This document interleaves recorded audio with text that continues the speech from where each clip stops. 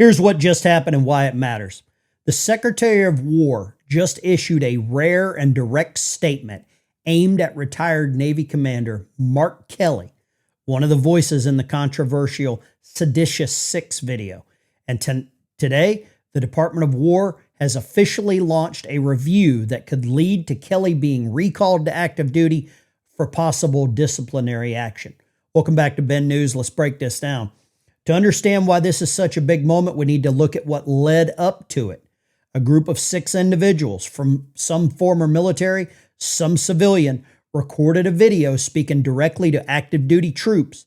Their message centered on rejecting unlawful orders, but the way it was delivered raised immediate concerns. They spoke as if they still had military authority, used their former ranks, and addressed the armed forces as a whole. Donald Trump posted this short clip on Truth Social, and it tells the story that they should all be aware of.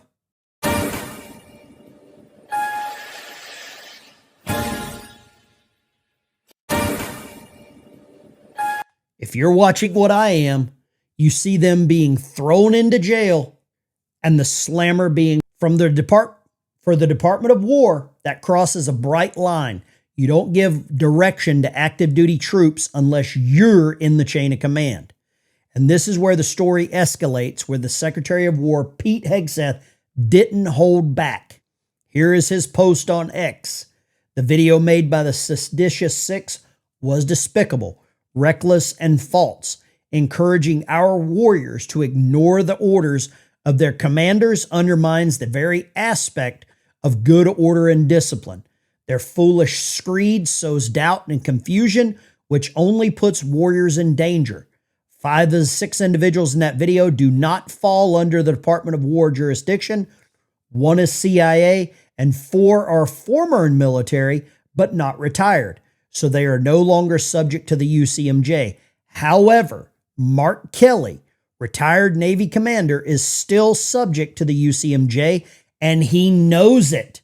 As was announced, the department is reviewing his statements and actions, which were addressed directly to all troops while explicitly using his rank and service affiliation, lending the appearance of authority to his words. Kelly's conduct brings discredit upon the armed forces and will be addressed appropriately. Guys, this is where this took a massive U-turn for Mark Kelly. You can see here the statement from the Department of War calls him out by name and rank, the same way that he did in making the video calling for sedition. The Department of War reminds all individuals that military retirees remain subject to the UCMJ for applicable offenses. I'm one of them. I'm retired. I would never encourage anyone in uniform to do something like this. There they've got the code. 18 U.S.C. 2387 prohibits actions intended to interfere with loyalty, morale, or good order and discipline of the armed forces. Any violations will be addressed through appropriate legal channels. All service members are reminded they have a legal obligation under the UCMJ to obey all lawful orders and orders presumed to be lawful. A service member's personal philosophy does not justify or excuse the disobedience of any otherwise lawful order. Mark Kelly, I think you're cooked, man. I think you're cooked. We have here Joey Jones went on X. He's a Fox News pundit, and he lays it out about the United States Marine Corps and what to expect for this Jason Crow. Listen, when it comes to the veterans in that video, even Jason Crow, I don't think any of them are real pipe hitters. I mean, guys and gals that go to war and see their friends die and understand it, it's hard for me to believe. I know Jason Crow was a Ranger and he deployed, and I don't know what his military background is, but maybe he was just half asleep through all that. Maybe he had some sort of epiphany that changed his character. But the real pipe hitters out there understand what they were doing in that video, and there's no way in hell somebody like me or any of my peers would do something like that. I mean, you're talking about a group of people who Listen, they say that there's people in the Pentagon that are concerned about these orders. You know who those people are? They're the ones that came in on the DEI train that are concerned about their job. When it comes to the men and women that are fighting wars, they're concerned about having the proper funding, the proper support, and leaders that will have their backs when things go awry. And I think they've seen that's what's happening right now in the military. What you saw there was Marine Corps veteran Joey Jones. Lay it out. None of these are pipe hitters. A lot of these are desk jockeys. He pulled no punches in calling these people out. This is something that no generation of American has ever seen, not in 250 years of constitutional history. A group of sitting members of Congress, senators and representatives, went on camera and told active duty military personnel and the CIA to ignore orders of the President of the United States. You can refuse illegal orders. You can refuse illegal orders. You must refuse illegal orders. What message is that sending to the rest of the world? For the first time in American political history, members of the United States Congress openly encouraged the military to look at the commander-in-chief and say, no. You can say, and it's reasonable to say, well, this is just advice, right? It's a reminder that you don't follow illegal orders. Sounds reasonable until you look at history. Because history has a merciless way of identifying patterns long before politicians will admit to them. In the entire American experiment, there are only a handful of moments anything like this has occurred. And every single one of those was a moment that was a prelude to national fracture. 1860 to 1861, it was the secession winter. Southern leaders encourage officers at the federal level and forts to abandon the Union and pledge loyalty to the states. Not normal politics. This was the beginning of the rupture, and then came Fort Sumter. 1870, Reconstruction. Hold on. Are we at that same breaking point right now? That same tipping point? The hatred for Donald Trump by certain people in the political realm, mainly the left, some on the right as well, Rand Paul, Thomas Massey, Marjorie Taylor Greene. Are we at that precipice again? I believe Glenn Beck lays it out. I'm assuming the next fracture was probably Vietnam, maybe the Gulf War, but never to this level. The Department of War's statement confirms that this is now on the table. The review is going to look at several key questions. Did Kelly use his retired rank to add weight to this message? Did his comments appear to give instructions to active duty troops? Did his statements undermine morale and discipline? They also referenced 18 U.S. Code 2387, which prohibits the interference with the loyalty or discipline of U.S. forces and makes it a federal offense. That's not casual language. That's the department signaling how seriously they're taking this. You can have any political opinion you want. That's the entire point of a free country.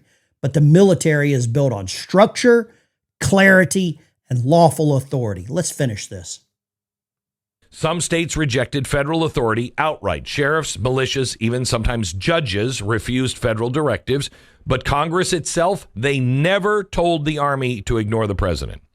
In Vietnam, members of Congress denounced the war, denounced Nixon, denounced Johnson, but no one ever told active duty troops disobey the commander-in-chief. It wasn't done. Because every generation up until this one understood something very basic.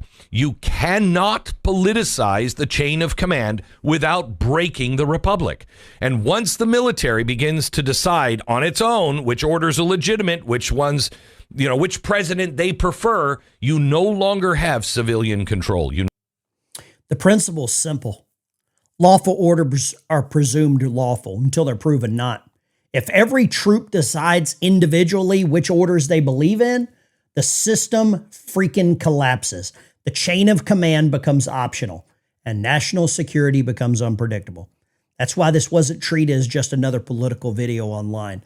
The Department of War viewed it as a message that carried the appearance of authority directed at people who do not get to take a poll before following orders. no longer have a republic. You have factions inside an armed institution.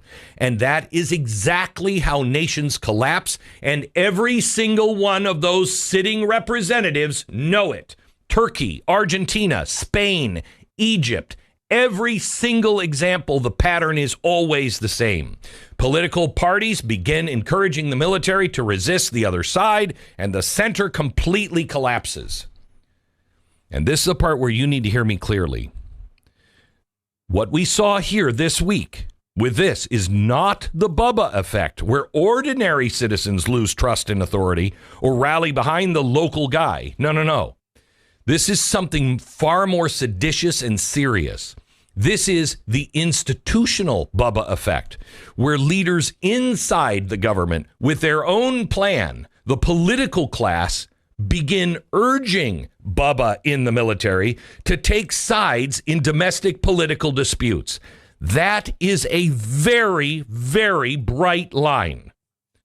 The great unbroken line in American history, unbroken in our history. That line kept us from becoming every other failed republic. And now these people have stepped over it. Here's the process that we need to have moving forward.